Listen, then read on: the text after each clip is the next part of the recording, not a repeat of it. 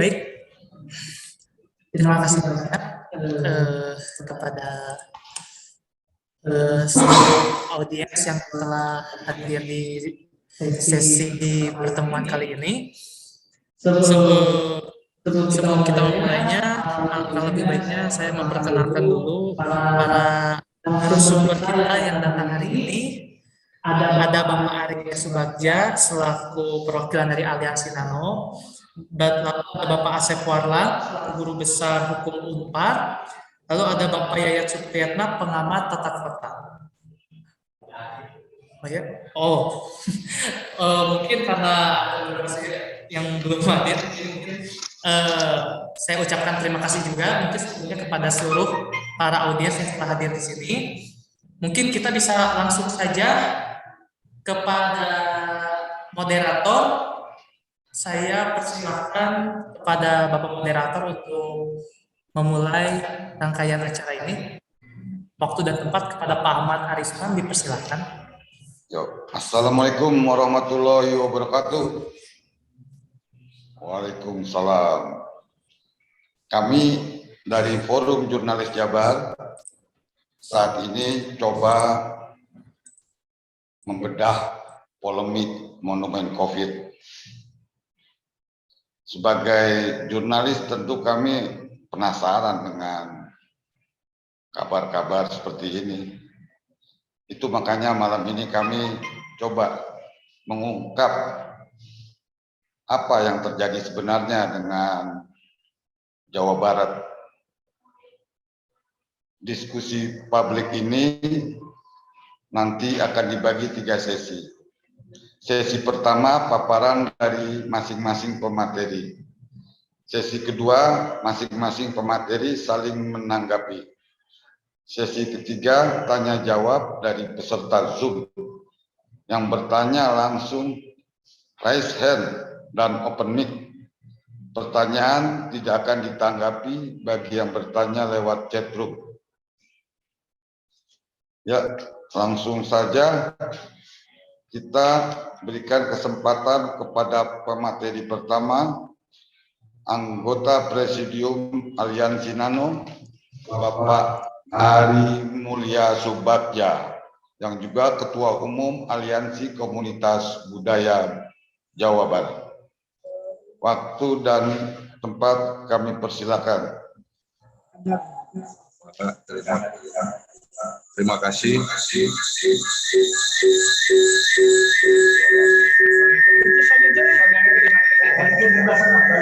Sebentar.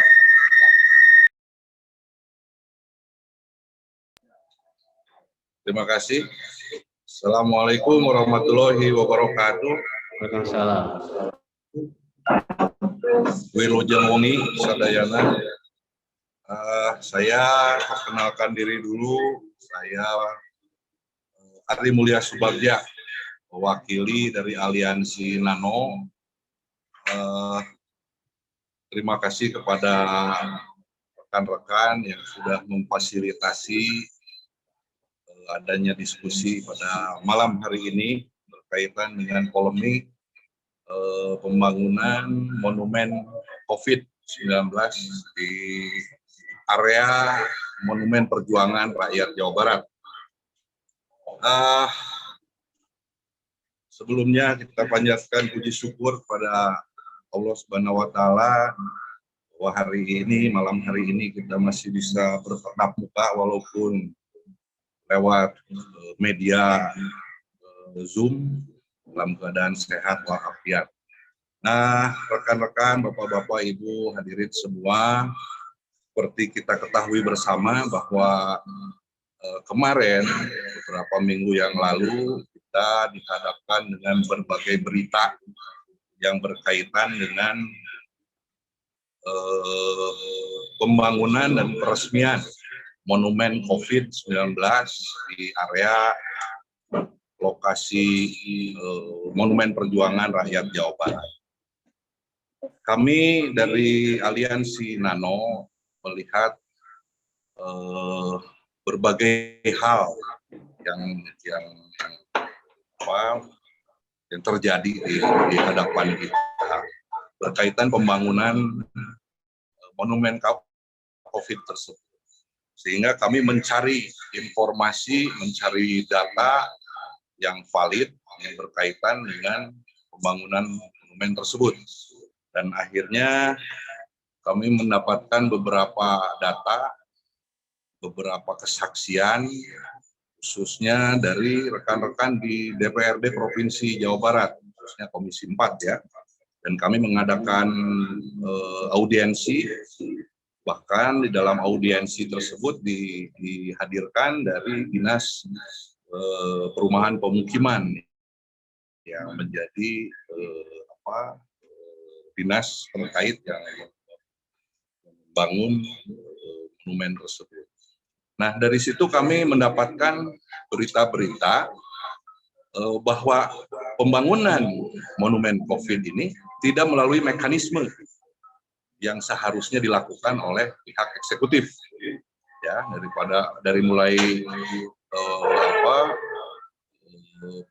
program atau mata anggaran untuk revitalisasi Monju, Monumen Perjuangan, yang akhirnya berubah menjadi pembangunan monumen COVID-19.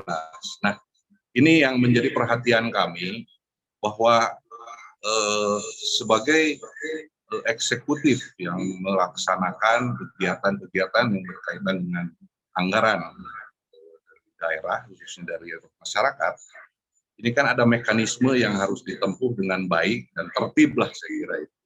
Nah, kami melihat ketidaktertiban di situ.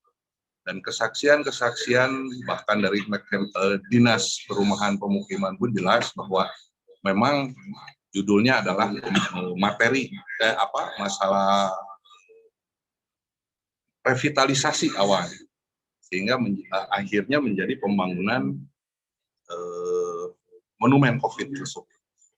Dan pernah ada pengajuan dari pihak eksekutif untuk membangun tugu monumen tahun 2020 kalau tidak salah, dan itu ditolak karena tidak masuk dalam prioritas pembangunan di Jawa Barat. Nah, sehingga ini kembali lagi mengambil dari anggaran-anggaran yang revitalisasi tersebut.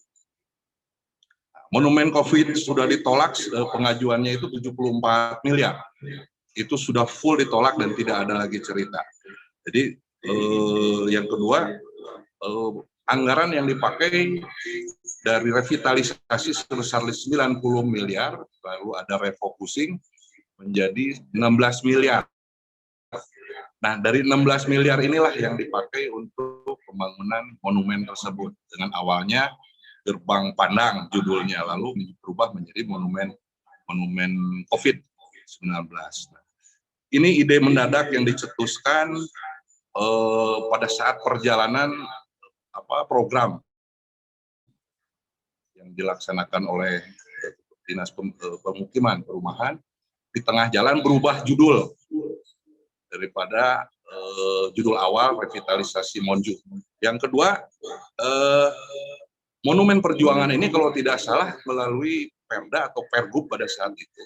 Jadi area Monju itu dari mulai depan Unpad sampai dengan depan Lapang Gasibu, itu monumen Monju. Jadi di dalam area monumen itu sewajarnya tidak boleh ada lagi pembangunan yang berjudul beda. Jadi ada monumen lagi di luar Monumen Perjuangan.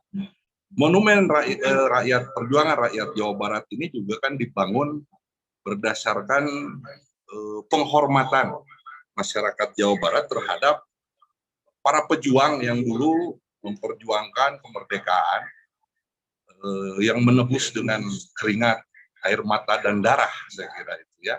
Lalu pada saat pembangunan monumen tersebut juga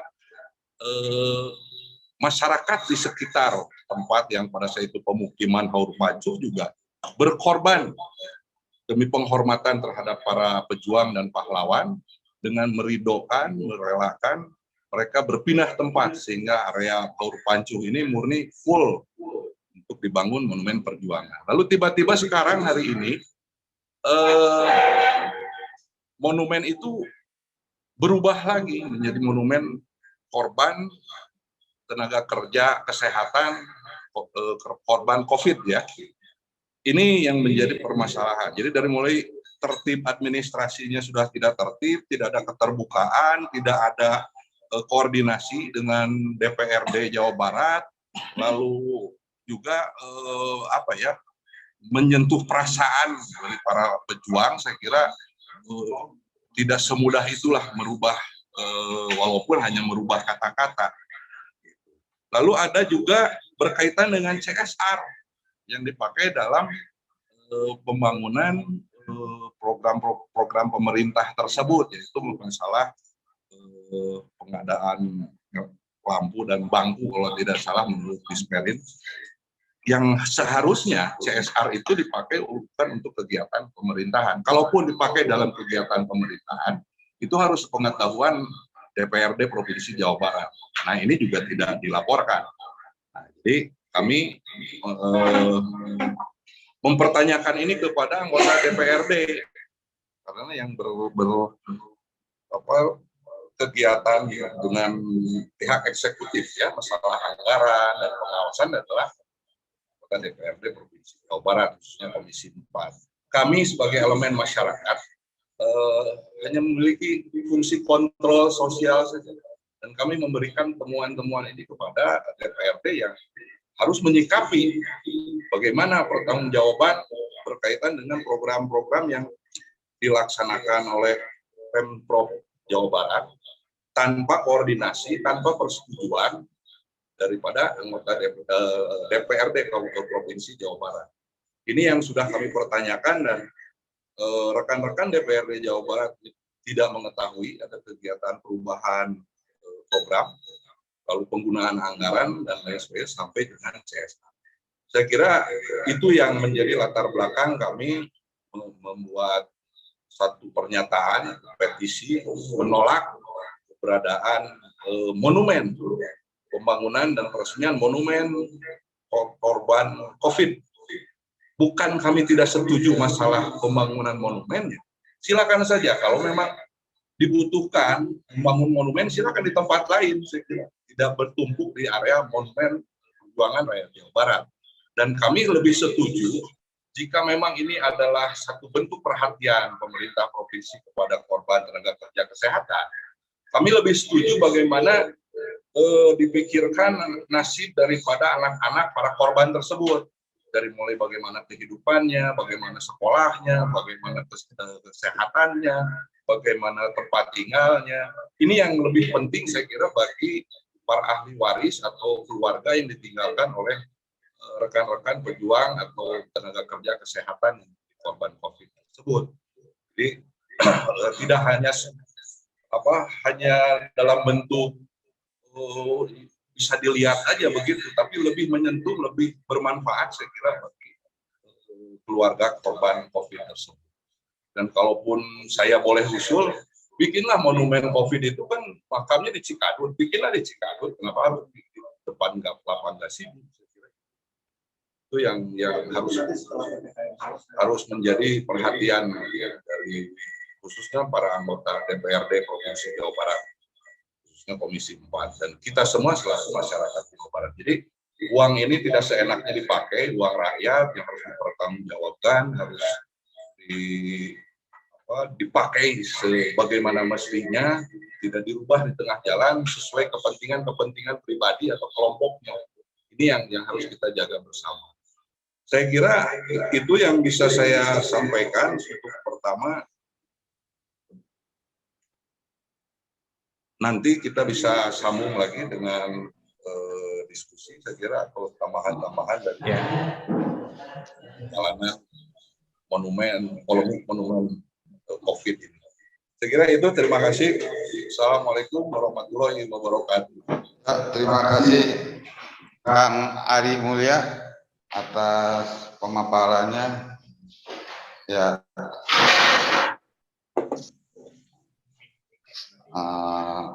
Pembicara kedua, saat ini kita berikan kesempatan kepada Bapak Asep Warlan. Silakan, tempatan waktunya, Pak. Bismillahirrahmanirrahim. Assalamualaikum warahmatullahi wabarakatuh. Sampurasun. Atur nuhun Kang Aris atas kesempatan yang diberikan kepada saya. Ini sungguh forum yang penting. Forum yang memang menjadi bahan pertimbangan dari sebuah kebijakan yang menyangkut kepentingan publik begitu. Baik anggarannya, programnya, dampaknya, kesannya gitu ya. Nilai-nilai yang dibangunnya itu hemat saya bagus dalam forum-forum seperti ini. Jadi Kang Ari tadi sudah kita dengar dengan seksama bahwa beliau ada sedikit pandang-pandang yang lain, sudut pandang yang lain yang juga dan juga Kang Ari memberikan semacam argumentasi begitu. Nah, saya pernah dilibatkan di dalam diskusi-diskusi itu mengenai ini. Nah, kalau saya memahami dari diskusi itu ada beberapa hal yang saya ingin jelaskan pada forum ini, Kang Ari. Yang pertama adalah ini adalah sebuah pengakuan pemerintah kepada tenaga kesehatan dan ASN yang berkorban untuk melawan COVID, untuk mengobati mereka yang terserang dan terpapar COVID, untuk memastikan bahwa ada upaya dari para tenaga kesehatan dan ASN yang bergerak untuk itu agar tidak meluas dan tidak berjangka panjang. Ini memang perjuangan yang tidak mudah, tidak murah, dan bahkan ada korban jiwa yang terkait dengan itu. Jadi ada sebuah pengakuan pemerintah terhadap perjuangan mereka yang bergelut dengan melawan COVID ini. Yang kedua ada penetapan. Pengakuan disertai dengan penetapan. Penetapannya bahwa mereka ini akan dipahat dalam sebuah tugu, dalam sebuah monumen yang menjadi pengingat bagi mereka yang generasi berikutnya bahwa ada sebuah peristiwa, sebuah kejadian adanya COVID ini gitu ya. Nah, orang-orang ini adalah orang-orang yang bergerak berjuang untuk melawan COVID tadi. Jadi ada penetapan orang-orang itu melalui penulisan nama-nama itu di sebuah tugu begitu. Yang ketiga ada sebuah berikutnya setelah ditetapkan, kemudian ada penghargaan. Nah, penghargaan ini berupa penempatannya dalam tugu tadi yang menjadi sebuah sebuah peringatan yang lebih resmi begitu ya. Kalau penetapan bisa saja kata Pak Kang Ari tadi di dokumen gitu ya, bisa ditetapkan sebagai pengakuan COVID atau tadi jadi kalau toh dia diekspresikan penetapan tadi dalam tugu di Cikadut itu juga memungkinkan begitu ya. Nah, tapi ini ada sebuah sisi lain dari pemerintah Jawa Barat adanya penghargaan itu berupa nama itu. Nah, memang COVID ini belum selesai. Nah, oleh karena itu mesti ada ruang lagi bagi mereka yang berjuang untuk ini, pejuang-pejuang ini untuk ditempatkan pada monumen ini, nama-nama itu. Itu yang pertama mengenai persoalan COVID ini, pahlawan ini. Ada pengakuan, ada penetapan, dan ada penghargaan.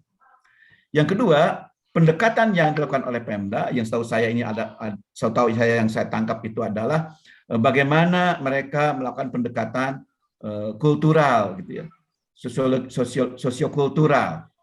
Jadi tentu saja ini pasti ada kontroversial, ada pro dan kontra, setuju dan tidak setuju gitu ya, kayak seperti ini. Tapi mereka atau Pemda melihat bahwa ini bagian dengan cara dibuat monumen ini gitu ya, dengan tidak meninggalkan, mengesampingkan monumen perjuangan yang sekarang ada begitu. Jadi tidak meninggalkan, tidak mengganti sesuatu yang ada. Tetap ada monumen perjuangan dan ada monumen atau tugu COVID begitu ya.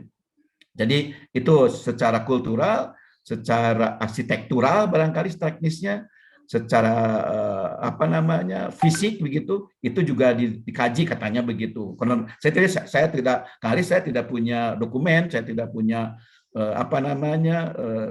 akses gitu untuk melihat dokumen-dokumen itu. Tapi tentu saja ada kajian sosial budaya begitu. Yang kedua pendekatan politis, dan saya bilang kepada forum itu untuk segera dilibatkan DPRD gitu ya, supaya memang Dewan mendapatkan pertimbangan atau mungkin ujungnya ada persetujuan atau mungkin juga penolakan. Jadi tolong libatkan dewan karena ini menggunakan anggaran pendapatan daerah begitu. Ini pendekatan politisnya juga harus benar begitu ya, dan harus prosedural begitu. Nah, yang ketiga adalah pendekatan yuridis.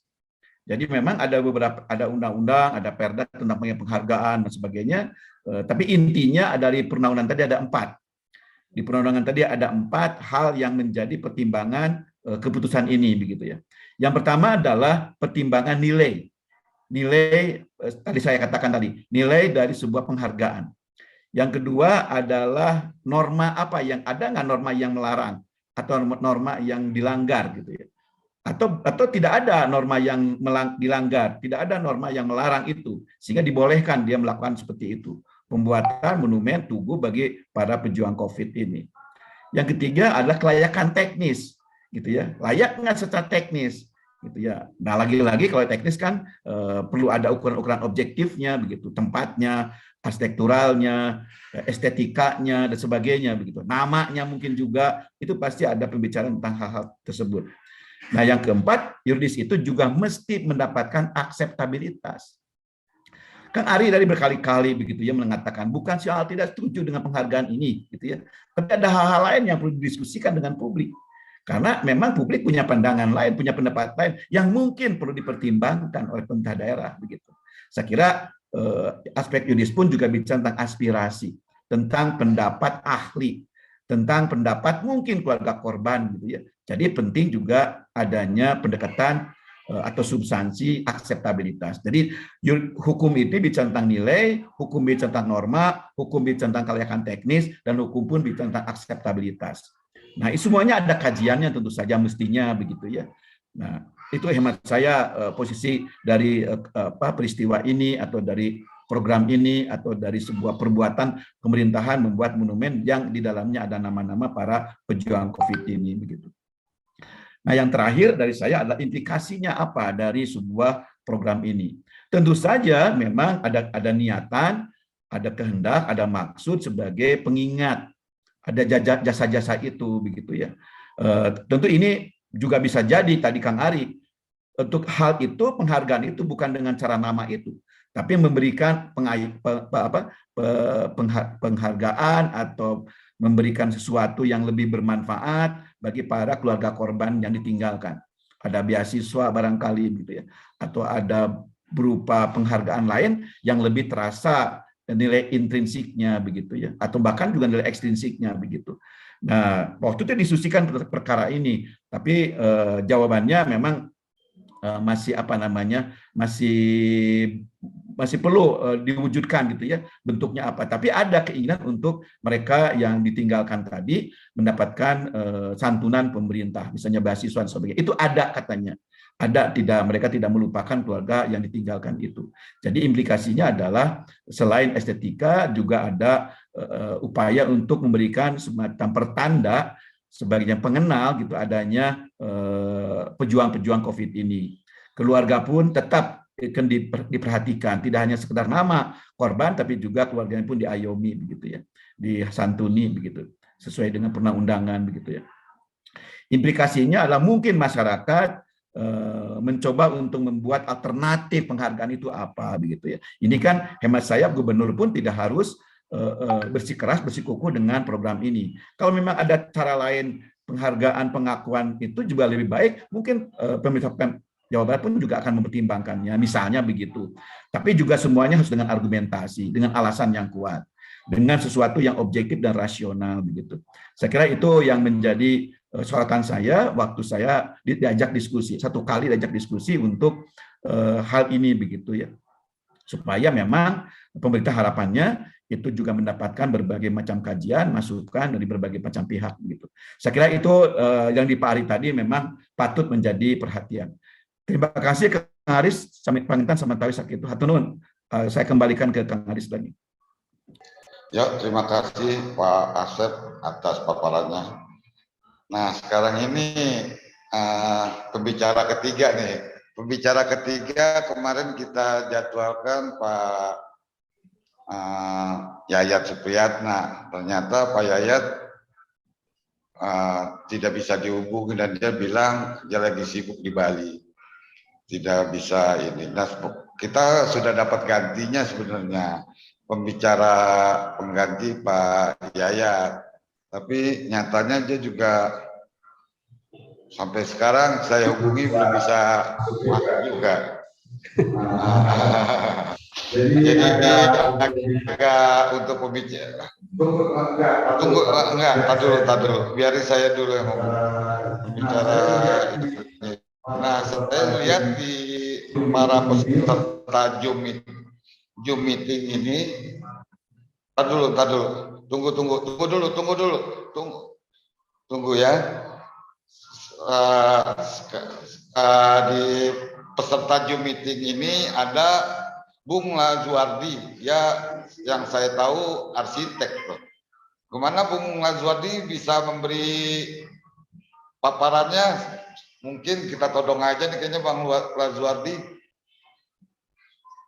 Bang Lazuardi, ada nggak Bang Lazuardi? Bang Lazuardi ada di dalam grup nih, di galeri. Kita tunggu sebentar ya, sampai berapa menit gitu. Bang Lazuardi, sayang kita nggak bisa punya nomornya Bang Lazuardi. Kalau punya nomornya kita dulu sebelumnya. Nggak berani mungkin Pak Arif. Yang lain aja. Enggak. Yang ini pembicara ini nanti apa mungkin kita ini dulu ya, kita split aja dulu. Kita mulai masuk ke sesi kedua, saling menanggapi antara para pemapar tadi. Ya, gimana ini kita beri kesempatan kepada Bung Ari untuk memberi paparannya atas materi yang diberikan Pak Asep Warlan. Waktu dan kesempatan kami berikan.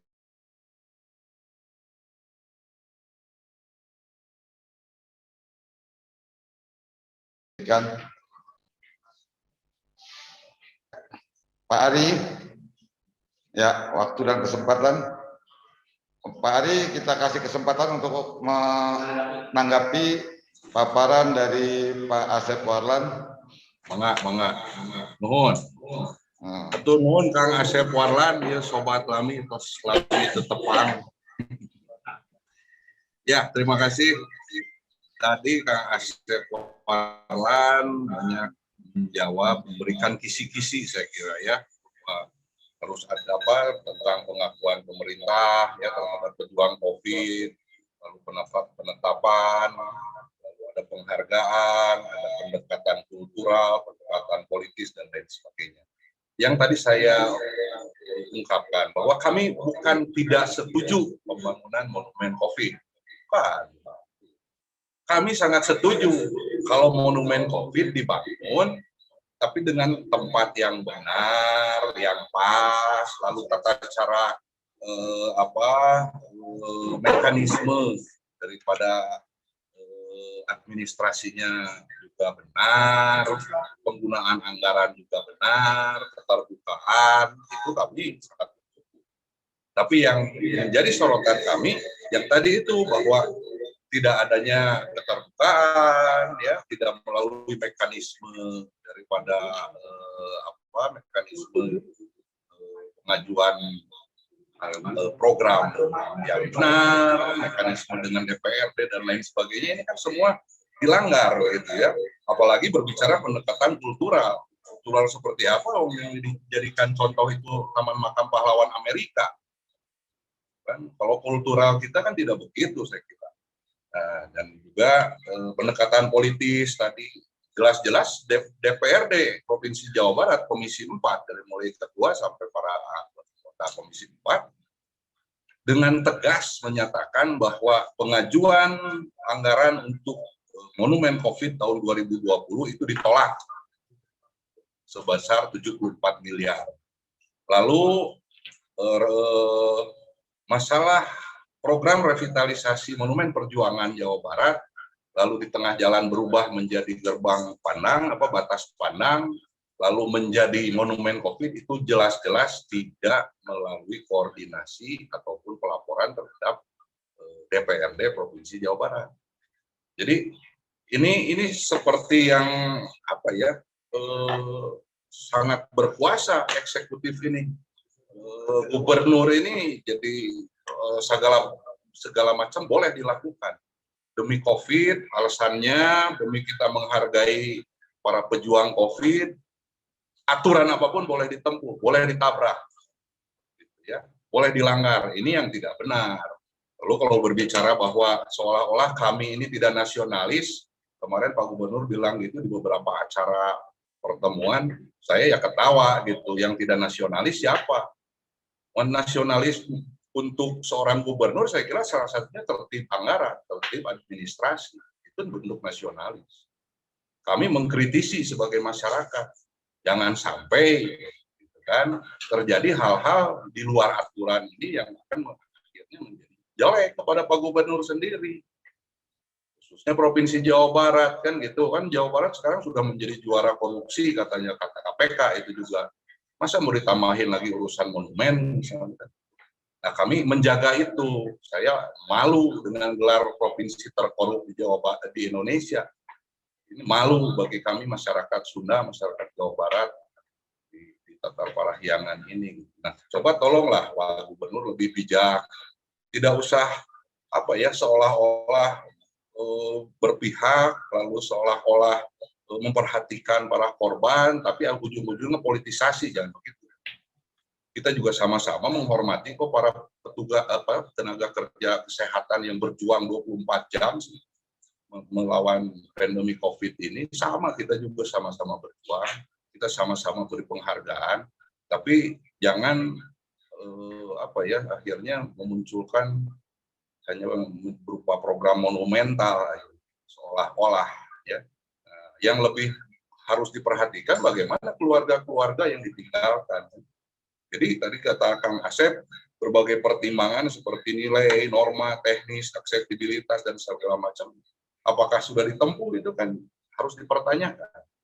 Nah, saya kira masyarakat umum juga harus melihat itu dan harus objektif lah kita. Kalau mau benar ya yuk kita benar bareng-bareng. Kalau mau nggak benar ya kita nggak benar bareng-bareng sekalian. Kan gitu.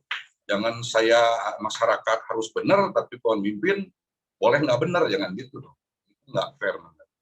Itu Kang Aris, tambahan saya kira bukan masalah menjawab, tambahan. Terima kasih. Siap Pak Ali. Ya, karena Kang masih di jalan, masih nyetir katanya Iman. Makanya kayaknya kita langsung berikan kesempatan kepada Pak Asep Warlan untuk menanggapi paparan dari Pak Ari Mulya. Ya, terus Kang Aris.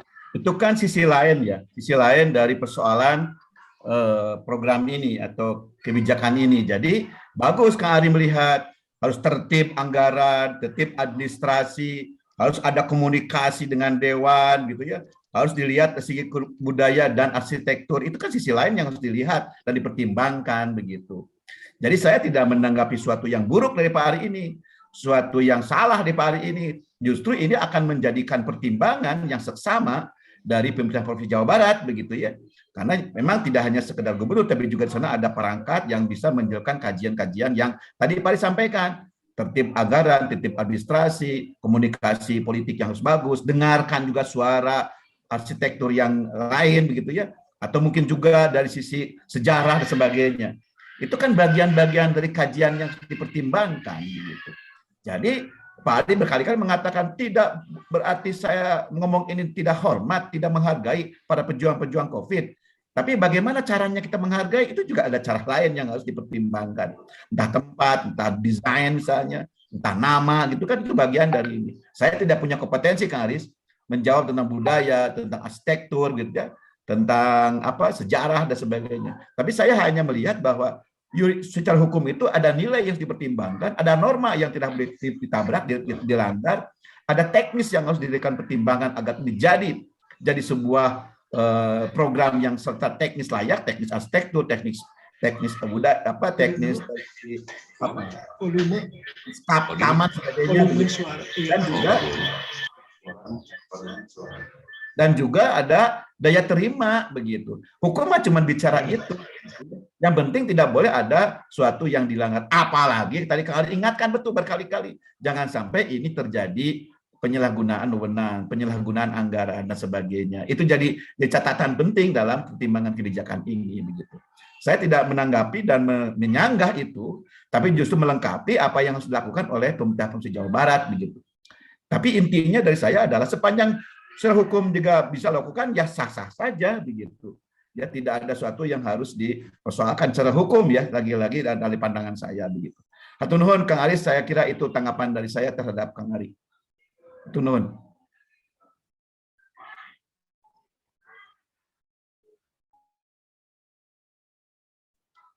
Kang Ari, mic-nya belum dibuka, Kang. Bentar. Ya, terima kasih Kang Asep atas paparannya. Sekarang kita masuk ke termin ketiga aja ya. Termin ini adalah termin pertanyaan dari masing-masing peserta. Kalau mau ingin bertanya sebaiknya resign saja ya. Ada nggak nih yang mau bertanya?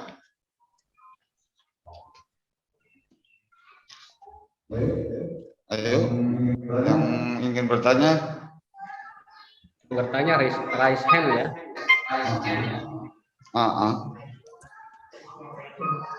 Naik langsung. Ya, tuh Bang Fidel udah open mic. Silakan.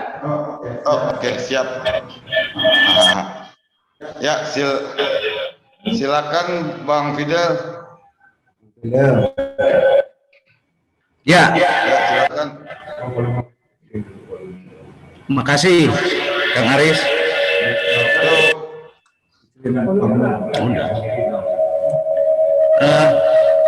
Saya tadi menyimak pemaparan dari Pak Profesor Asep Warlan mengenai langkah gubernur ini sebagai bentuk pengakuan penetapan penghargaan. Nah, kalau saya melihat begini, bahwa seorang Ridwan Kamil saat ini adalah seorang gubernur, bukan seorang arsitek. Sebagai gubernur, maka dia adalah pejabat publik. Maka tindakannya adalah tindakan pejabat publik. Pertanyaan saya, apabila ada pejabat publik yang melakukan tindakan yang secara politis tidak legitimate, sebagaimana dipaparkan oleh Kang Ari tadi, bahwa DPR juga tidak menyetujui itu dokumen. Secara yuridis juga menyalahi. Secara akseptabilitas hari ini menjadi kontroversial. Pertanyaan saya, langkah apa yang bisa dilakukan untuk menegur seorang gubernur menurut hukum tata negara yang mungkin bisa diambil baik oleh masyarakat ataupun oleh institusi-institusi formal lainnya terhadap tindakan yang tidak memenuhi kaidah-kaidah seperti tadi saya katakan, politis, yuridis, akseptabilitas maupun barangkali ya sosial kultural juga tidak memenuhi. Itu pertanyaan saya, mohon penjelasannya Prof.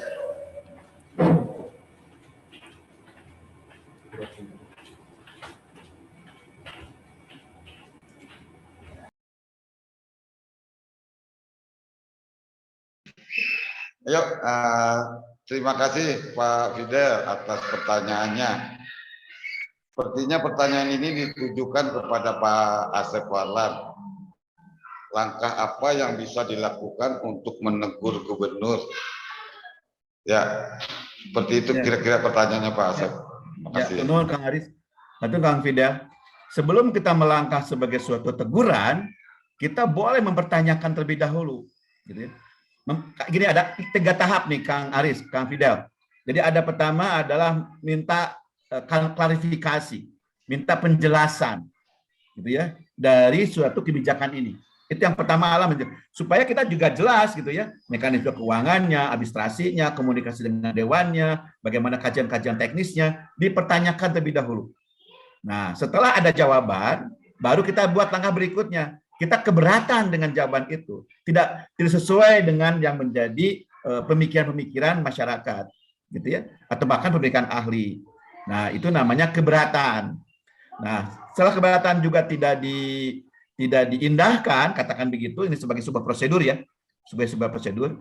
Kalau keberatan tidak diindahkan, baru kita banding administrasi namanya. Nah, misalnya kalau gubernur kan kepada pusat, kepada presiden melalui Menteri Dalam Negeri misalnya, bahwa kami keberatan dengan kebijakan seperti itu. Itu hukum begitu, hukumnya begitu ya. Nah, kalau setelah keberatan presiden juga atau dalam Menteri Dalam Negeri juga tidak tetap bersikukuh sama dengan gubernur misalnya, maka ke pengadilan, gugat secara tata usaha negara.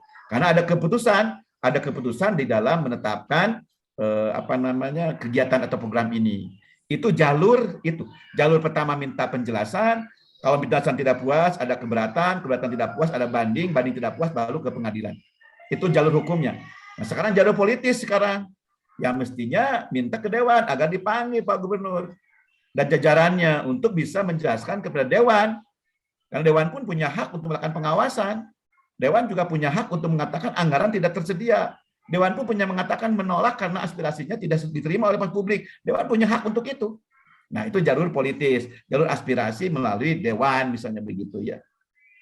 Atau kalau misalnya kita di luar itu, di luar hukum, di luar politis dengan dewan, bisa juga dilakukan dengan yang disebut dengan expert meeting gitu ya.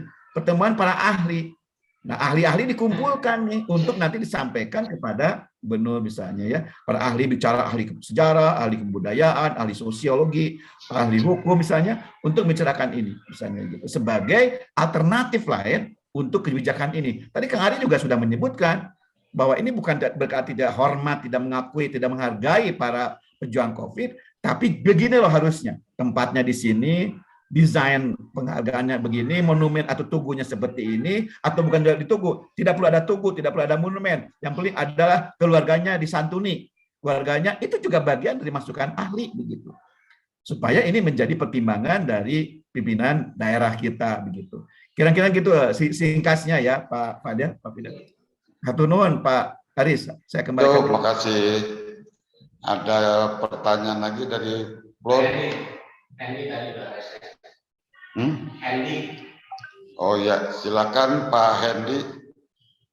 Waktu dan kesempatannya kami berikan.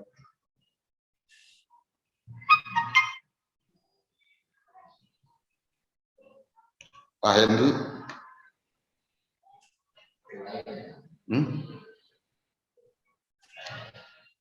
Pak Hendy? Nggak ada ya? Coba deh saya kasih pertanyaannya. Kalau saya gini kayaknya Pak Asep, pertanyaan saya.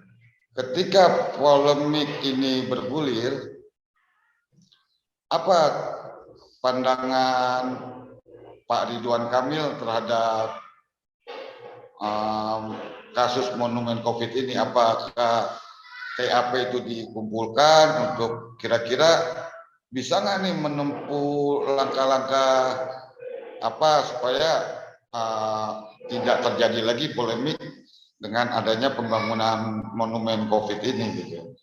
Kalau tadi kan Bapak bilang kalau masyarakat kan bisa melakukan langkah hukum, dewan bisa melakukan langkah politik, terus juga bisa masyarakat juga bisa melakukan expert meeting tadi. Kira-kira seperti itu aja kayaknya pertanyaannya Pak Asep. Ya, Pak Arismen, saya di TAP juga diajak bicara tentu saja Kang Aris. Bagaimana pandangan-pandangan ini? Saya selalu mengatakan ada kajian, ada telaahan yang objektif, rasional. Jangan hanya sekedar subjektif Pak Gubernur. Ini sudah sampaikan dan akhirnya ditindaklanjuti oleh Pak Gubernur kepada dinas-dinas terkait untuk melakukan kajian-kajian itu. Jadi mudah-mudahan ini belum final Kang. Jadi alternatif para pilihan-pilihan tadi harus dijadikan sebagai bahan pertimbangan begitu, merespon dengan positif bahwa ini kebijakan yang justru ingin memberikan masukan yang lebih mungkin ya, yang lebih pas gitu ya, yang lebih tepat, yang lebih baik gitu ya untuk kebijakan penghargaan tadi kepada para pejuang COVID. Itu bagian dari proses yang harus dilakukan gitu. Tapi juga kita harus terima, andai kata misalnya memang ini objektif, rasional, tidak melanggar perundang-undangan, juga harus diterima sebagai sebuah kebijakan publik begitu. Jadi hemat saya juga kita harus fair. Kalau misalnya ada argumentasi yang diberikan oleh Pak Gubernur dan jajarannya untuk kepada masyarakat yang katakanlah tadi yang mempertanyakan itu, memang sudah ada jawaban. Kalau jawaban itu memang rasional, objektif, tidak melanggar hukum gitu ya, dan juga ahli mengakui itu, ya sudah, ini sebagai sebuah kenyataan. Begitu. Tapi hemat saya sesuatu itu bisa didiskusikan, bisa dimusyawarahkan begitu. Nah, Kang Ari dan kawan-kawan jadi yang mempersoalkan ini juga ingin memastikan bahwa apa yang dibuat itu memang harus mendapatkan legitimasi politis dan legitimasi yuridis. Atau bukan juga nanti sosiologis. Nah, harus tidak hanya legalitas, tapi juga legitimasi. Penting itu. Jadi setiap kebijakan itu tidak hanya mengandalkan legalitas, keabsahan, sesuai perundang-undangan, tapi juga harus dengan legitimasi. Akseptabilitas itu satu di antaranya ukurannya untuk legitimasi gitu ya, secara politis maupun secara sosiologis begitu. Jadi hemat saya sangat mungkin misalnya masukan pandangan dari teman-teman sekalian itu menjadi bahan pertimbangan untuk dari pemerintah provinsi begitu ya. Apakah akan berubah atau tidak berubah itu tidak menutup kemungkinan begitu ya, bisa berubah atau mungkin tidak berubah. Tergantung pada kajian-kajian pendalamannya. Ada objektivitas, ada rasionalitas, ada ukuran-ukuran teknisnya gitu ya. Nah, semuanya harus dapat dipertanggungjawabkan. Intinya Kang Aris, ada 3 hal yang terkait dengan kebijakan ini. Pertama, Gubernur ini merupakan responsibilitas. Ada pertanggungjawaban sesuai tugas wewenang sebagai gubernur, sebagai pimpinan daerah. Itu namanya responsibilitas, government responsibility. Yang kedua, mesti ada akuntabilitas gitu ya. Nah, tadi yang kita bicarakan tentang akuntabilitas tuh. Tapi kalau nanti ada pelanggaran, maka pemerintah pun juga harus liable. Gitu, harus punya liabilitasnya gitu ya. Jadi pertanggungjawaban itu ada 3, pertanggungjawaban dalam arti responsibilitas, pertanggungjawaban dalam arti akuntabilitas, dan pertanggungjawaban dalam arti liabilitas begitu. 3-tiganya dapat kita minta gitu ya. Dan gubernur itu harusnya bisa merespon itu dengan proporsional. Ya, hemat saya Kang Aris, sesuatu itu bisa didiskusikan. Ini kan ruang publik, ini dana publik gitu ya. Hemat saya harus ada pertanggungjawaban itu gitu ya, baik secara responsibilitas, secara akuntabilitas maupun secara liabilitasnya begitu. Kira-kira respon saya, jawaban saya ke Kang Aris seperti itu. Hatur nuhun Kang Aris. Ya, Sidik nih, milenial mau nanya. Ya, silakan diberikan kesempatan pada yang mau nanya. Sidik nih mau nanya, milenial. Ya, ini ada rekan milenial Sidik. Ya, waktu dan kesempatan diberikan kepada Sidik. Terima kasih banyak kepada Bapak Moderator yang telah memberikan saya kesempatan. Saya sepakat dengan Bapak Asep Warlan mengenai langkah hukum yang bisa dilakukan, mengingat saya melihat beberapa artikel ada yang merujuk bahwa ternyata pembangunan ini melanggar Permen PUPR. Permen PUPR itu nomor 22 tahun 2018. Tapi juga ada yang dilanggar, yaitu PP nomor 16 tahun 2021 tentang bangunan gedung negara. Dengan kata lain, Pak Ridwan Kamil ini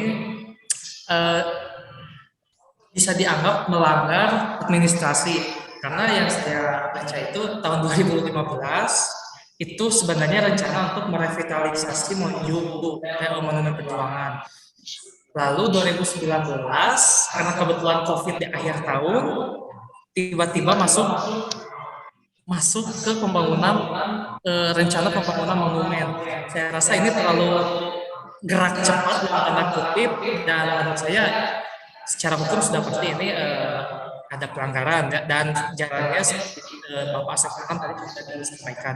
Hanya saja menurut saya setiap kebijakan akhir-akhir ini yang dihasilkan itu tidak begitu filosofis, karena mengingat kalau monumen itu dijadikan sebagai filosofi untuk mengingat, menurut saya COVID-nya bukan pengingat, bukan batu yang dipahat di COVID-19 itu bukan jadi alat pengingat, tapi itu untuk menghujat. Sedangkan untuk mengingat sendiri adalah setiap hari kita disebutkan data orang meninggal, data orang terpapar, itulah pengingat yang sesungguhnya. Itu monumen gitu. Jadi monumen batu ini menurut saya satu kurang filosofis, kedua ingin meninggalkan suatu jejak. Ini yang menurut saya akhir-akhir ini perlu dipertanyakan kepada pemerintah, khususnya untuk Kota Bandung, Jawa Barat, bahwa kebijakan yang dihasilkan itu akhir-akhir ini sering ada yang ingin ditinggalkan jejak sebelum berakhir. Nah, ini yang menurut saya patut dipertanyakan. Mungkin ini lebih kepada masalah politis sih menurut saya. Karena kalau misalnya untuk mengingat, dan mungkin anggarannya lebih baik untuk dijadikan optimalisasi revitalisasi Monju. Karena sekitar jalannya itu di Monju itu jalannya berlubang, banyak yang berlubang, temboknya juga kurang cantik. Itu kalau di belakang Monju ada tembok tuh penghalangnya tuh. Kalau memangnya benar itu revitalisasi dioptimalkan daerah Monju, bukan depannya aja yang dipercantikan, yang di belakangnya juga. Berarti apa? Kenapa tidak dioptimalkan di situ? Memang karena rencana 2015 kan memang di situ. Apa karena gara-gara momentum COVID ini semua tertuju pada COVID, akhirnya ingin meninggalkan sesuatu di jejak-jejak terakhir periode kepemimpinan hari ini. Allahu a'lam bishawab. Ini masalah politis menurut saya. Karena kalau persoalan hukum sih sudah oke lah. Tadi Bapak Asep Warlan itu sudah sangat sempurna. Beginilah cara untuk menyelesaikannya. Begitu juga sudah banyak dari media-media yang menyebutkan ada beberapa peraturan yang dibabat akibat persoalan pembangunan monumen COVID ini. Seperti yang tadi saya sebutkan, ada 2 diantaranya. Nah, itu saja sih menurut saya yang perlu dipertanyakan itu adalah terkait kenapa akhir-akhir ini kebijakan yang diambil itu kurang filosofis. Itu aja sih pertanyaan saya. Ya, kira-kira. Ya, silakan Pak Asep, karena pertanyaan ini untuk Pak Asep nih.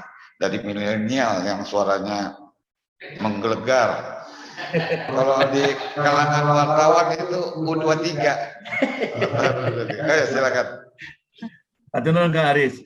Yo. Pak Sidik gini Kang. Tadi akan kita kurang filosofis.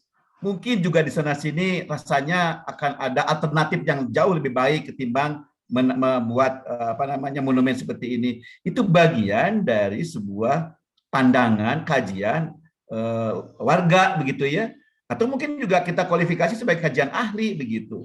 Karena bicara filosofis, tentang nilai-nilai budaya, nilai-nilai keestetikan sebuah monumen, itu kan juga ada kajian-kajian yang mungkin bisa menjadi pertimbangan.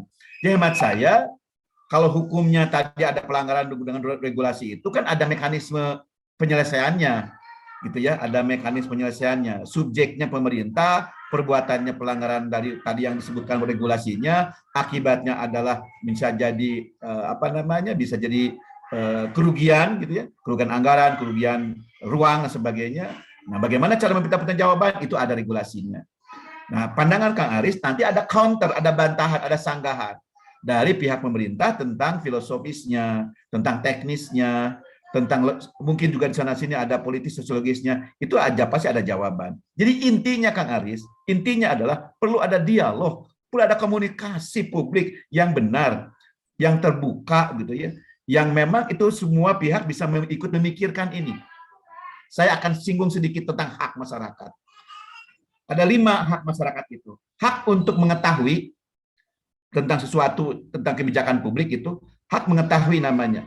Yang kedua, hak untuk memikirkan, mengkaji. Forum ini adalah hak untuk mengkaji, memikirkan. Yang ketiga, hak untuk menyatakan pendapat, setuju atau tidak setuju. Yang keempat, hak untuk ikut serta dalam proses pengambilan keputusan. Hak ikut serta dalam mempengaruhi proses pengambilan keputusan.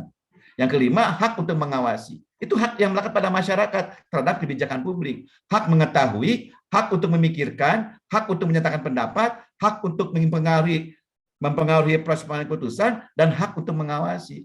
Ini Kang Sodik tadi ingin menempatkan hak itu begitu dalam kebijakan publik ini. Intinya adalah kalau itu ada jawaban pemerintah, berarti sudah ada respon terhadap pengguna hak tadi begitu. Mesti hemat saya nih, Kang Aris mesti ditindaklanjuti bahwa perlu ada jawaban penjelasan lebih lanjut dari pemerintah begitu. Sebaiknya itu yang dilakukan juga dalam langkah-langkah lanjutannya begitu. Hatur nuhun Kang Aris. Yo, sudah. Makasih Pak atas jawabannya. Siapa lagi? Yaitu Pak Amos sudah angkat tangan. Ya, silakan Pak. Silakan. Ya, nuhun Kang Aris, nuhun. Assalamualaikum warahmatullahi wabarakatuh. Kalau saya coba simak diskusi malam ini, kan kita bicara pada yang terbaik seharusnya gubernur seperti apa gitu kan. Melalui prosesnya tadi, mekanismenya, kemudian ada kajian dulu, ada sebuah sosialisasi, ada komunikasi politis yang harus dibangun kan gitu. Nah, persoalannya itu yang tidak dilakukan. Sehingga akhirnya kemudian ada aliansi Nano yang menyatakan keberatan pada persoalan itu. Karena kalau itu dilakukan, saya pikir ini tidak akan menjadi diskusi malam hari ini. Nah, karena itu pertanyaan saya mungkin Kak Asep punten. Begini, setelah proses yang panjang ini kan yang tidak dilakukan oleh gubernur, kemudian gubernur sudah memaksakan untuk meresmikan. Bahkan ada pernyataan karena kebetulan Pak Presiden tidak bisa hadir mungkin karena ada kepentingan yang lain, dia akan memaksakan untuk menghadirkan Presiden untuk meresmikan Monumen Covid. Artinya ini kan jadi seolah-olah diskusi kita menjadi terlambat. Seharusnya sebelumnya ini kita diskusi lalu kita sampaikan kepada gubernur. Nah, yang pertanyaan saya gini, kan aliansi Nano ini sudah menyampaikan kepada lembaga politis, anggota DPRD, kira-kira sikap anggota Dewan harus seperti apa? Karena ini kan sebuah proses yang dilakukan oleh gubernur yang tidak dikomunikasikan kepada anggota Dewan, DPRD khusus secara kelembagaan. Bahkan Dewan sudah menyatakan tidak menyetujui penganggaran untuk Monumen Covid. Itu saja mungkin, terima kasih. Yuk, ya harusnya ini pertanyaan untuk Pak Dadi nih, tapi Pak Dadi kayaknya sekarang ada Pak Dadi. Nggak datang Pak, tadi udah diundang. Iya. Karena Pak Dadi sekarang ini sakit jantung, dia mau kemarin itu Pak. Nah, mungkin pendekatannya pendekatan fungsi saja dari Kang Asep. Pendekatan fungsi kayaknya ke Pak anggota Dewan. Ya, terima kasih. Ya, makasih Kang. Waktu dan tempat diberikan kepada Kang Asep Warlan. Ya, saya mohon maaf jadi mendominasi pembicaraan nih Kang Aris. Ya nggak apa-apa Pak. Tapi mohon Kang Aris juga memberikan kesempatan bagi Kang Ari untuk merespon diskusi ini begitu, tanya jawab. Iya benar Pak. Begini, kalau sekarang memang ada upaya untuk mempercepat peresmian, bukan mempercepat, ada peresmian. Tadi betul tadi Kang Mos tadi, Dewan bagaimana sikap Dewan? Dewan kan lembaga resmi, ketatanegaraan gitu ya. Dewan punya kewenangan mengawasi, Dewan punya kendali pada anggaran begitu ya. Nah, hemat saya itu, kalau tidak salah juga Kang Ari itu dia sudah menyampaikan ke komisi berapa tadi Kang Ari menyampaikan C atau A begitu. Sudah menyampaikan. Nah, sekarang tinggal Dewan bereaksi gitu ya. Dewan merespons ini begitu. Ini ada aspirasi dari warga nih. Sebaiknya jangan diresmikan karena kami ingin ada klarifikasi. Kalau sudah ada penjelasan, kalau sudah ada semacam argumentasi yang didasarkan pada kajian-kajian yang objektif dan rasional, dan Dewan menerima itu, ya sudah, ini secara politis, secara lembaga-lembaga ini sudah selesai sebetulnya. Begitu. Nah, oleh karena itu hemat saya, betul kata Kamos tadi, sekarang kita menunggu bagaimana respon dari Dewan terhadap aspirasi ini, begitu ya. Walaupun memang kita tidak hanya melakukan jalur Dewan, tapi juga boleh meminta Pak Gubernur untuk bisa memberikan penjelasan. Sehingga tidak terhalang oleh regulasi, tidak terhalang oleh etika begitu. Ketika kita mau meminta penjelasan yang lebih lengkap, yang lebih utuh terhadap kebijakan ini.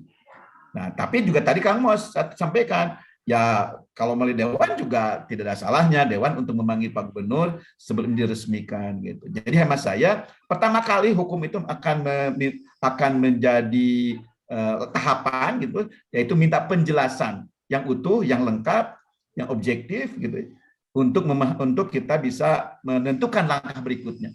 Sebelum kita melakukan upaya hukum, perlu ada yang disebut dengan forum klarifikasi, forum konfirmasi, ada forum koreksi, dan ada forum rekomendasi dari kita gitu. Jadi kita bisa mengkonfirmasi, bisa mengklarifikasi, bisa mengoreksi, dan juga bisa memberikan rekomendasi baru terhadap kebijakan ini. Nah, itu hak kita begitu. Kira-kira gitu, Kang Mos. Jadi kita bisa melakukan upaya politis ke Dewan dan upaya langsung kepada pemerintah begitu, kepada gubernur khususnya. Hatur nuhun, Kang Mos, Kang Aris. Ya, makasih Pak Asep. Ya, kayaknya kesempatan bagus diberikan kembalikan kepada Pak Ari Mulyani. Sekali pertanyaannya kayaknya seperti ini kayaknya Pak. Hasil dari pertemuan dengan audiensi dengan DPRD yang kemarin itu seperti apa Pak tindak lanjutnya? Kali aja kemungkinan DPRD bisa panggil gubernur untuk melakukan dialog-dialog seperti yang saran-saran yang Pak Asep Warlan berikan itu kan kemungkinan bisa ya, supaya ada penyelesaian dari polemik ini, jangan cuma jadi polemik dan akhirnya hilang begitu saja dengan permainan-permainan politis gitu Pak. Terima kasih. Waktu dan kesempatan diberikan kepada Aliansi Nano, baik apakah itu Pak Ari atau Pak Amos yang akan menjawab.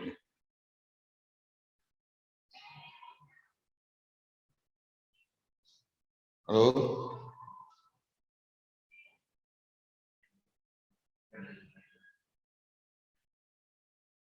Ayo Pak Ari mungkin Pak. Ya, punten, iya masalah connecting. Iya Pak. Terima kasih Kang Arif, oke Kang Asep. Jadi pada saat kami beraudiensi dengan Komisi 4 DPRD Provinsi Jawa Barat, pertama mereka tidak tahu menau berkaitan dengan perubahan judul program, ya. Lalu berkaitan dengan penggunaan anggaran, tahunya hanya revitalisasi Monju. Lalu pengajuan masalah monumen COVID ditolak 4 miliar itu. Nah, sikap mereka akan membuat surat kalau tidak salah terhadap Dinas Pemukiman dan Tata Ruang meminta penjelasan, lalu juga kepada Bapak Gubernur. Tapi sampai hari ini kami belum mendapatkan informasi baik itu dari DPRD Komisi 4 maupun dari pimpinan Dewan berkaitan sudah sejauh mana apa yang akan dilakukan dan sudah dilakukan oleh DPRD Provinsi Jawa Barat berkaitan dengan polemik monumen COVID yang hari ini menjadi bahasan kita. Dan kami masih menunggu. Jadi memang ranahnya kan sudah ada di DPRD, saya kira, bukan di masyarakat umum. Iya. Memberikan kesempatan kepada DPRD, apakah betul-betul para anggota Dewan ini mewakili rakyatnya, gitu ya. Kalau memang betul dan dituntaskan sampai setuntas-tuntasnya. Jadi kami tidak butuh iming-iming dan amang-amang, nggak butuh lah. Silahkan dijawab oleh kinerja anggota Dewan. Jika eksekutif melalui Bapak Gubernur melakukan hal-hal yang di luar mekanisme ini, apa yang akan dilakukan oleh DPRD Provinsi Jawa Barat? Itu yang tentu ada ketentuan-ketentuannya seperti tadi oleh Kang Asep Warlan dikatakan. Nah, itu yang kami tunggu action daripada DPRD. Harusnya malam ini narasumbernya adalah Komisi 4 DPRD Jawa Barat, karena mereka yang lebih mewakili masyarakat Jawa Barat. Iya Pak. Iya betul Pak. Ya, makasih. Mohon. Ada pertanyaan lagi? Oke. Kayaknya ada pertanyaan nih dari Pak Tata. Waktu dan kesempatan diberikan kepada Pak Tata.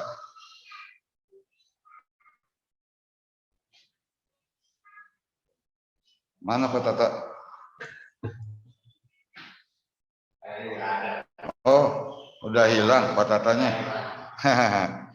Ya, kalau begitu, kalau tadi kita mau nanya?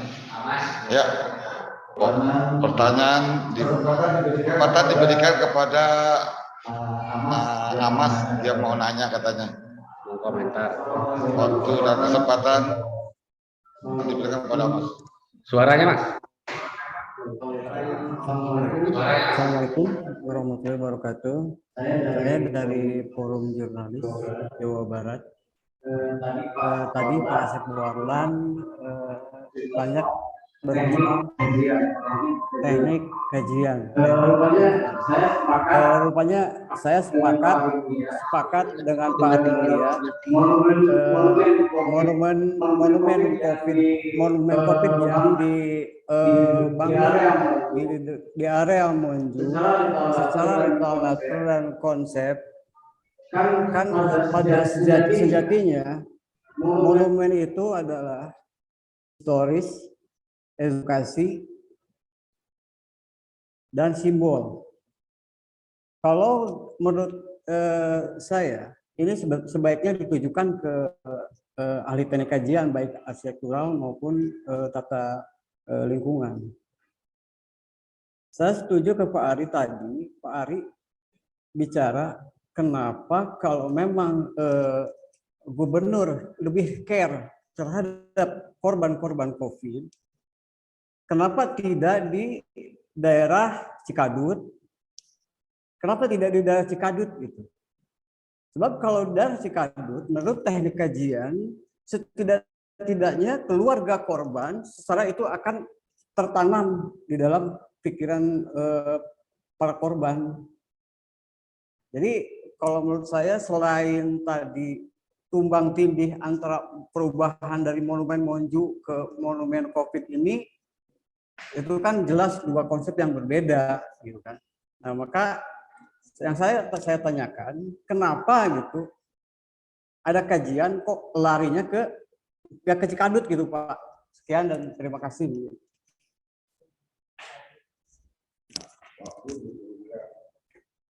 Ayo, ya itu pertanyaan dari Amas. Artinya pertanyaan ditujukan kepada Pak Asep Warlan. Waktu dan kesempatan diberikan kepada Pak Asep. Pak Aris, itu bukan kompetisi saya Pak ya tentang nilai arsitektural gitu ya, sosiologis begitu ya. Nah, pilihannya kenapa di depan Gedung Sate atau depan Monju ini gitu ya. Kenapa tidak di Cikadut? Di sana juga ada banyak korban-korbannya begitu. Jadi hemat saya memang ini adalah kajian-kajian non yuridik hukum gitu ya. Nah, saya pikir itu bagian dari pendapat, bagian dari aspirasi publik begitu ya. Nah, maka itu makan responnya seperti apa gitu ya. Misalnya gini. Kalau di ini misalnya nih saya cuma ngarang-ngarang aja gitu ya. Misalnya begini. Ketika dia di Gedung Sate atau di Gazebo itu, orang lebih mudah melihat dan mengakses itu. Misalnya, karena ini adalah sebuah lokasi yang sangat strategis. Hari-hari dilihat orang, begitu ya. Nah, harapannya tadi ada pengingat terhadap peristiwa itu, mudah-mudahan kita lebih waspada, mudah-mudahan kita lebih menghormati pejuang-pejuang yang sangat luar biasa terhadap COVID ini. Nah, sehingga itu dapat banyak orang yang melihat itu. Ketimbang misalnya Cikadut yang mungkin secara aksesibilitas juga rendah, gitu ya. Orang untuk melihat itu. Tapi itu kan ya awam lah saya begitu ya. Nah yang kedua misalnya ini merupakan sebuah cara pemerintahan untuk mengapresiasi sebuah perjuangan, sebuah penghargaan. Mereka yang berjuang melebihi dari kewajiban hukumnya, maka patut memberikan penghargaan. Penghargaan dalam konteks itu adalah pahlawan juga gitu ya. Yang sebagaimana juga di Monju itu, Monju Perjuangan pun juga pahlawan.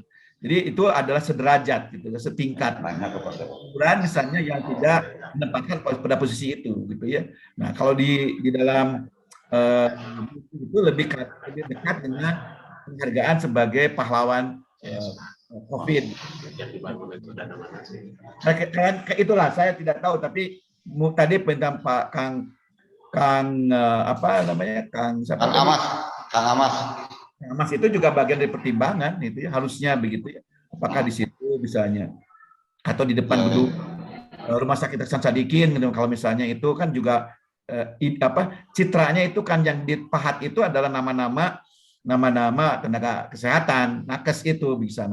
Itu hemat saya, itu kajian teknisnya begitu. Itu bagian dari cara pandang, bagian dari masukan, pertimbangan bagi pimpinan daerah maupun dewan nantinya begitu. Karena tadi hasil audiensi juga mereka ingin meminta atau berarti katanya Pak Gubernur untuk memberikan penjelasan terhadap program ini begitu. Hatur nuhun Kang Aris, Kang Mas. Ini sebagai masukan ke Bapak Gubernur. Dialogkan juga nanti kan kalau dalam istilah arsitektur itu kan ada kolom depan. Suara. Kalau dalam istilah ini sebagai masukan ke Bapak Gubernur, kan kalau dalam istilah arsitektur itu ada istilah kolom depan bentuk mengikuti fungsi. Itu yang dikhawatirkan ketika monumen perjuangan berubah jadi monumen COVID, nanti ada kecelakaan, istilahnya kecelakaan sebuah desain. Nah, itu akan menjadi efek domino yang buruk bagi total lingkungan atau tata kota itu sendiri. Itu hanya sekedar masukan dari saya. Sekian dan terima kasih Pak. Punten. Terima kasih Saudara Amas atas masukannya. Kayaknya ini pertanyaan perlu diputar balik nih. Yang hal-hal yang lama tadi yang disebut Pak Amos. Tadi disebut ada pembangunan monumen ini ada anggaran dari APBD dan QSR. Kira-kira besarannya berapa sih Pak? Pertanyaan ditujukan untuk Pak Asep Warlan. Saya tidak tahu Pak. Berapa alokasi anggaran di APBD atau maupun dari anggaran besar. Terus terang aja nih Kang Aris, saya cuma satu kali diajak diskusi. Itu pun juga online begitu. Jadi saya tidak detail mengetahui tentang desainnya, tentang anggarannya, tentang proses. Cuma saya berikan masukan Kang Ari, pastikan dia harus ada kajian-kajian yang komprehensif, yang lengkap, yang objektif. Yang kedua adalah pastikan ini anggarannya memang tersedia. Gitu. Jangan sampai nanti malah menggerogi kebutuhan yang lain. Yang ketiga, komunikasikan dengan Dewan. Gitu. Nah, itu hemat saya berikan masukan seperti itu. Selebihnya saya tidak dilibatkan lagi, Pak Aris. Pemahaman gini, Kang Aris. Pak Gubernur punya niat bahwa ini merupakan salah satu langkah gitu ya untuk bisa mengakui dan menghormati serta memberikan penghargaan itu. Itu aja yang saya tangkap dari Pak Gubernur itu. Bahwa ini penting untuk memberikan penanda gitu. Penanda adanya penghormatan, pengakuan dan penghargaan itu. Itu Pak Gubernur sempat menyampaikan seperti itu. Hatur nuhun Kang Aris. Yuk, tambah lagi kayaknya pertanyaannya Pak. Kalau gitu tadi Bapak sebut tidak mengetahui, kira-kira di OPD mana kita bisa tahu anggaran APBD dan CSR itu ada Pak? Itu lintas dinas Pak. Lintas dinas, lintas biro.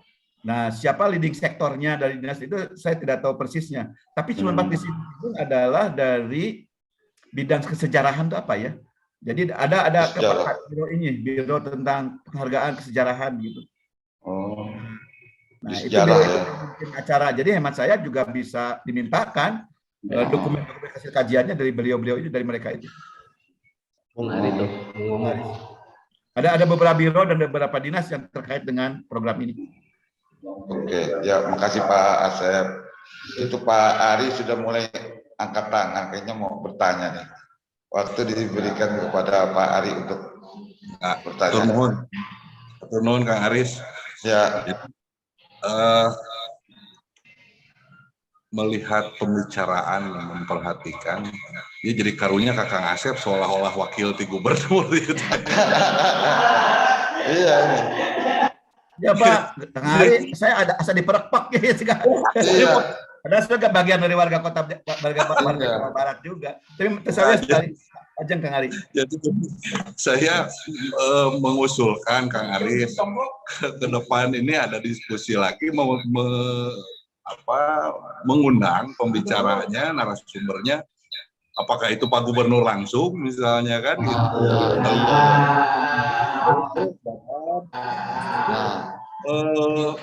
Saling dan dinas, mereka saling memahami. Kang Asep kan hanya sebagai PAP dan hanya diajak bicara satu kali dan mungkin dianggap menghambat, jadi tidak ajak ngobrol deh Kang Asep. Ini yang butuh kita berdiskusi. Tadi kan Kang Asep sudah menyarankan berdiskusi. Orang Jawa Barat saya kira bisa berbicara. Cuma saya sebagai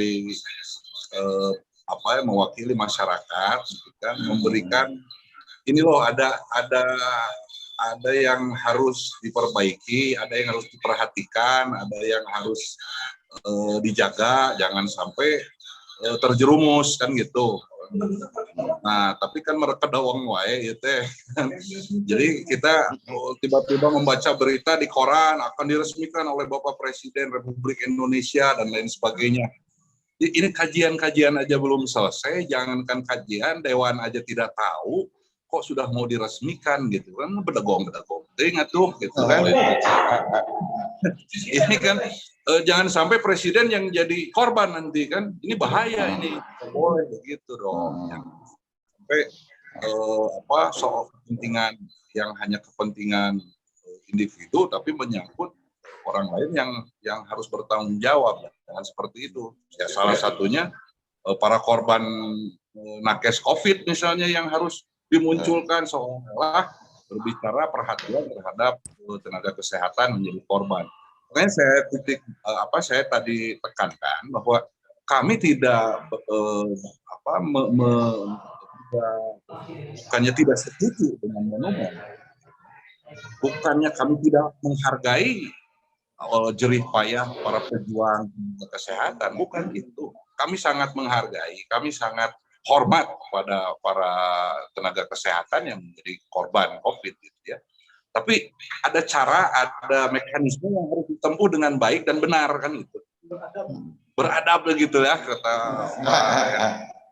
adab gitu. Jadi tolonglah, ini kan kita bukan anak kecil, bukan orang yang nggak mengerti ataupun nggak paham gitu. Ini urusan tertib anggaran, tertib administrasi itu kan ada di mana-mana, kita bisa baca kan gitu, tugas pokok fungsi DPRD dan lain sebagainya, termasuk juga gubernur. Kang Asep juga bicara bahwa ini belum matang, belum fix. Saya kira kalau sudah mau diresmikan sudah matang juga Kang Asep, sudah fix gitu ya, tidak ada lagi yang harus dibicarakan.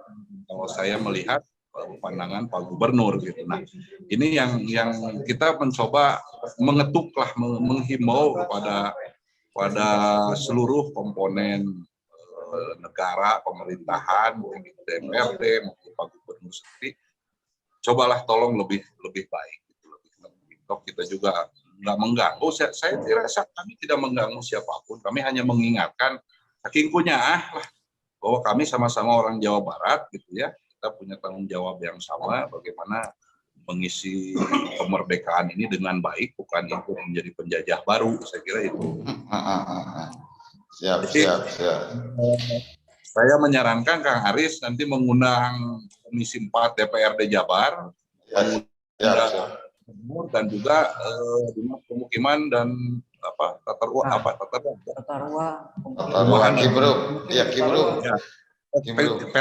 Kemperin, Disperin ya sekarang.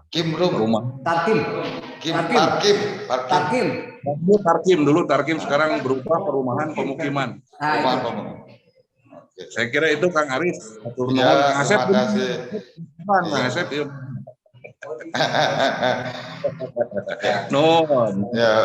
Iya nih kayaknya agak imbang sebelah ini kelihatannya. Kang Asep terus yang harus ditanya ini. Kayaknya usulan Kang Ari ini bagus juga disampaikan sama Kang Asep.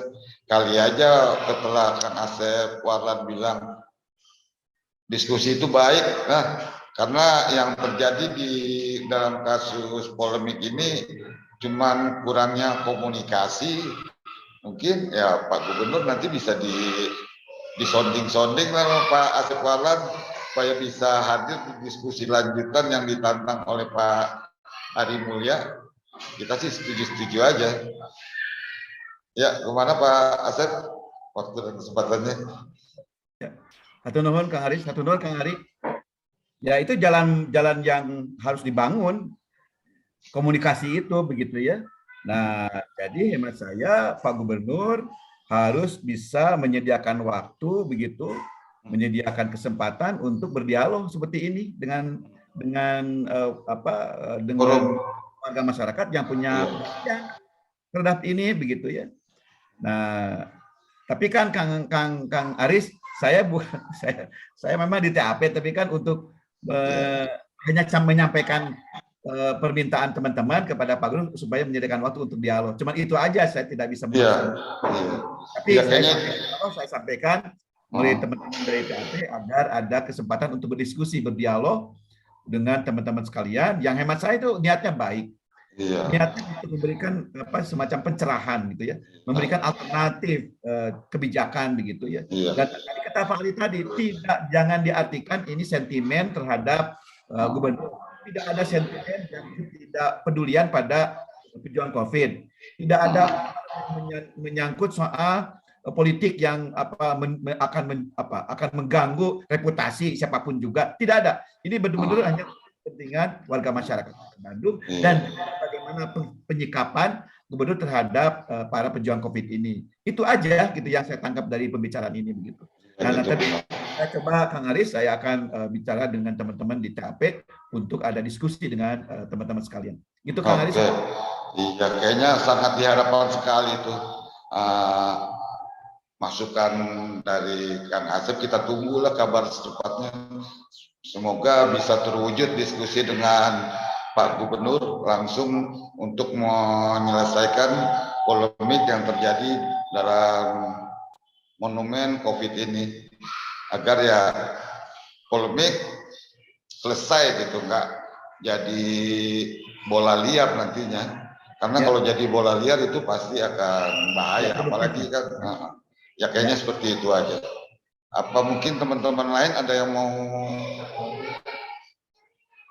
ngasih masukan lagi? Nah, iya Pak Fidel, waktu dan kesempatannya diberi. Ya, terima kasih Kak Aris, terima kasih Pak Profesor Asep. Terakhir disinggung tentang reputasi. Memang sebagai gubernur kita tidak ada niat untuk menjatuhkan reputasi jabatan, tetapi saya sebagai rakyat reputasi saya terjatuh ini dengan pola-pola pengambilan kebijakan oleh Pak Ridwan Kamil. Kenapa saya katakan demikian? Karena begini, kalau tadi dikatakan bahwa kebijakan gubernur ini ada kajian, saya bilang nihil kajian. Bangunan yang mau dia bikin untuk kepentingan sebuah memori ke depan itu baru dicetuskan pada tanggal 3 September. Tanya aja Pak Gubernur. 3 September dia bilang untuk pengingat ke depan. Tapi tidak ada kajian bagaimana bisa membuat sesuatu yang monumental ke depan kalau dicetuskan tanggal 3 September untuk diresmikan pada tanggal 10 November. Nah, bercermin dari ini saya teringat ini adalah pola pengambilan kebijakan oleh seorang gubernur Ridwan Kamil. Ya. Hanya bertumpu pada keinginan dan nafsu pribadi. Mohon maaf saya katakan demikian. Itu sebabnya saya bilang reputasi saya sebagai rakyat ini dijatuhkan seakan-akan tidak ada kepentingan kita terhadap hal-hal yang dihasilkan oleh beliau ini. Lihat itu. Semasa jadi wali kota, apa yang dihasilkan? Taman-taman imitatif, rumput-rumput imitatif, ya, dan lain-lain lah segala macamnya. Nah, oleh karena itu saya mengusulkan bukan dialog, ini harus dilakukan koreksi fundamental berdasarkan kewenangan institusi yang ada. Dalam hal ini adalah DPRD, menggunakan hak-hak yang dimiliki, hak-hak eksklusif DPRD, apakah itu hak interpelasi dan bila perlu hak angket sekalian. Ada masalah fundamental di sini dalam cara-cara gubernur mengambil kebijakan. Mencampur adukkan APBD dengan CSR ini satu persoalan yang harus diselesaikan dengan segera, jangan menjadi kelakuan. Kalau ini menjadi habit dalam pengambilan keputusan, maka akan terjadi pencampuran anggaran negara dengan anggaran swasta. Dan ini pasti ada manipulatif. Jadi kalau hanya dialog-dialog dan berulang lagi kebijakan-kebijakan yang seperti ini, maka kasihanlah Nano ini. Nggak tahu saya apakah Nano ini juga sudah hanya untuk memancing berdialog atau ingin memperbaiki Jawa Barat ini secara keseluruhan dan fundamental. Menurut saya kalau ingin memperbaiki secara fundamental maka harus dilakukan upaya mengkoreksi secara total cara Gubernur Ridwan Kamil dalam mengambil keputusan, mengambil kebijakan, melakukan tindakan-tindakan yang bersangkutan sebagai pejabat publik. Itu usulan saya. Supaya ada perbaikan. Ini bukan sekedar kita ingin kongko-kongko. Ya. Karena masalah COVID ini kita akan dihadapkan dengan masalah gelombang ketiga yang menurut Ketua Satgas Pusat itu sedang diproyeksikan oleh para ahlinya akan ada gelombang ketiga. Jadi jangan dijadikan main-main hanya sekedar membuat proyek-proyek ece-ece. Itulah yang kalau saya pribadi mengharapkan demikian. Jadi bukan sekedar omong-omong dan dialog, tetapi mari kita dorong seluruh elemen masyarakat, kaum intelektual cerdik pandai untuk melakukan koreksi yang serius terhadap cara-cara kebijakan yang bermasalah ini. Demikian. Iya, makasih. Assalamualaikum warahmatullahi wabarakatuh. Waalaikumsalam warahmatullahi wabarakatuh. Ya, kira-kira mau langsung ada yang menjawab atau mau langsung ada pertanyaan lanjutan? Ya. Kang Ari, silakan waktu dan kesempatannya. Turnuhun Kang Aris. Ya. Jadi memang yang dikatakan Bung Fidel tadi, ini harus ada perubahan gitu. Jangan berulang lagi. Ini kan dari semenjak zaman wali kota sampai hari ini menjadi gubernur, banyak sekali program yang sebetulnya tidak ada manfaatnya bagi masyarakat Jawa Barat. Kayak mesin parkir di kota Bandung ya sampai hari ini mubazir berapa puluh miliar ya. Belum lagi masalah-masalah jalan yang disekat-sekat, sudah sempit disekat jadi lebar. Di Amerika itu juga nggak ada manfaatnya, malah perbuatan yang kota Bandung. Kalau malam itu kan bangku-bangku yang dibuat ini dipakai buat pacaran, buat apalah macam-macam di situ. Kalau kita lewat itu terlihat sekali gitu ya. Nah ini jangan diulang-ulang terus lah, jangan bikin program-program yang seolah-olah monumental gitu, tapi nggak ada gunanya gitu. Carilah atau bikinlah program-program gubernur ini yang betul-betul terasa kebutuhan rakyat ini tercukupi oleh Pak Gubernur gitu. Jangan diawang-awang tuh, sekali-kali napaklah gitu di alam bumi gitu ya. Jangan diawang-awang pencitraan seolah-olah memperhatikan, tapi kesimpulan aja dari Aris. Intinya hanya untuk berbicara kepentingan pribadi menjelang 2024 misalnya. Apa pribadi maupun lembaga. Jadi bersama-sama kita robah gitu. Iya.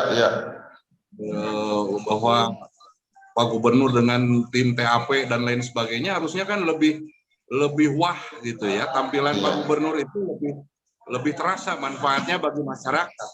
Iya betul. Yang hari ini seolah-olah TAP ini hanya sebagai make up-nya Pak Gubernur. Punten Kang Asmi, ya ini yang kami rasakan di masyarakat. Namun sih gunanya TAP relasi pembangunan dibangun dengan berbicara alun-alun, unggul jeung taman misalnya. Sementara pembangunan manusia ini yang lebih harus diutamakan.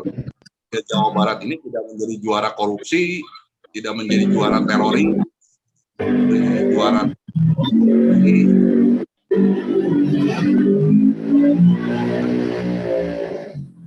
kira Kang Asep. Nuhun. Yo, makasih. Ini kesempatan penanya terakhir kayaknya nih.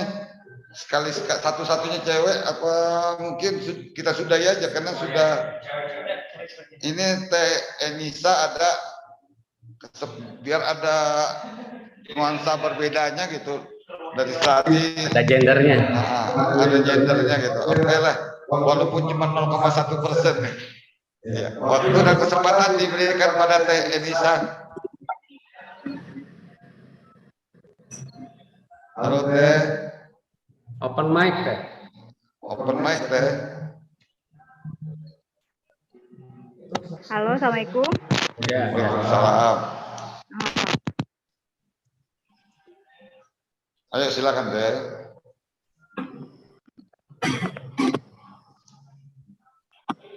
Silakan. Dari semua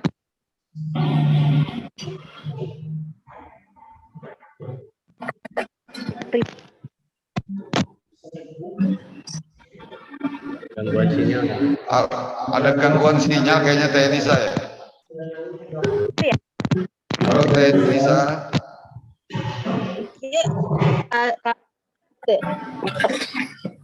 Kadangu tuh. Ya, kadangu. Ya, terdengar. Iya, kadangu. Terusin aja Teh. Mohon. Ya, punten. Janten di diskusi tadi ya, memang seru banget diskusi tadi. Tapi intinya dari persoalan pertama sampai terakhir, saya cuma satu yang saya kritisi adalah mandulnya DPRD. Itu aja sebenarnya. Karena DPRD kan mitra dari provinsi, dari gubernur. Tapi ketika DPRD tidak diajak bicara, DPRD-nya diam aja kok. DPRD-nya cuma ngomong sama media, nggak ngomong nggak nanya ke gubernur, nggak ada. Jadi intinya sih dari DPRD-nya sebagai wakil rakyat yang betul-betul sangat mandul. Dan ini beberapa kasus DPRD sering lasut. Tidak hanya kasus-kasus ini aja kalau saya lihat. Jadi ini adalah dari DPRD-nya yang harusnya dia hadir gentle atau dia memanggil gubernur, tidak hanya berani ngomong di media. Itu aja sih Kang Aris. Ya, jadi makasih. kasihan juga sama Kang Asep, soalnya Kang Asep itu dia juga ada punten Kang Asep ya sebenarnya di sini jadi apa ya, jadi peruk-peruk lah istilahnya gitu. Itu Kang Aris, assalamualaikum. Ya, waalaikumsalam. Ya tadi Kang Asep juga sudah memberikan kesempatan, katanya ya silakan aja. Ada hak hukum, hak politik gitu kan. Hak hukumnya ya mengajukan ke muka hukum kasus seperti ini, politiknya bisa melalui pemerintahan tentang menolak apa yang terjadi dalam kasus monumen COVID ini. Kelihatannya ini masih perlu dilanjutkan lagi diskusinya, tapi lebih baik kita simpan aja untuk sesi debat publik berikutnya. Semoga Pak Asep Warlan sudah bisa menghadirkan Pak Gubernur seperti yang disampaikan tadi. Kita tunggu tuh janjinya Pak, supaya nanti bisa clear permasalahan ini. Jadi kita bisa mengetahui bahwa supaya gubernur bikin kebijakan tuh yang tadi disebutkan nampak lah gitu, jangan hanya di awang-awang. Ya, kayaknya itu aja. Kang tambahan biasa seetik Kang. Yuk.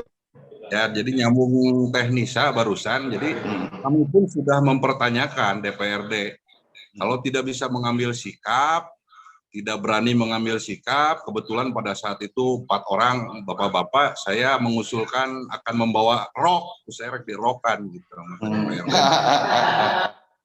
Kalau tidak ada keberanian.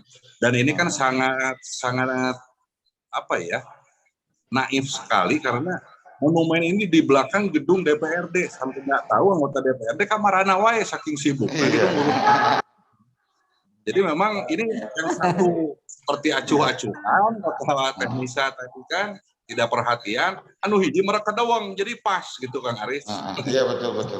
Iya kayaknya emang omongan Teh Enisa tadi bagus jadi closing statement itu ya. bahwa terkait kasus COVID ini sebenarnya gubernur seperti kata Kang Asep Warlan sebenarnya mau adakan dialog, tapi dari dewannya sendiri yang sepertinya masih malu-malu kucing.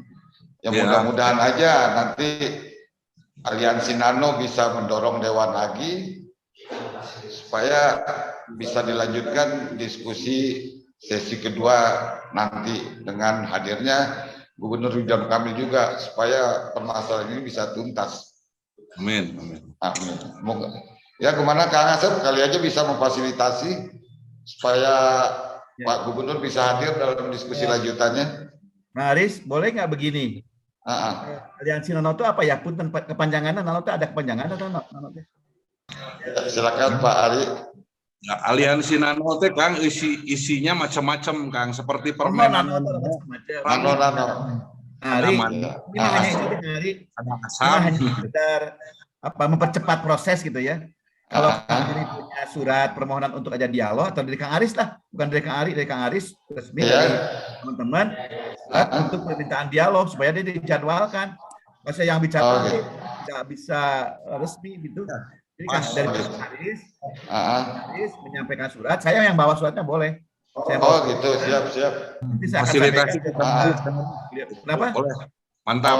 Ya, mantap tuh kata Kang Ari. Ya, masuk ke dalam ke DPRD. Masuk tuh barangnya.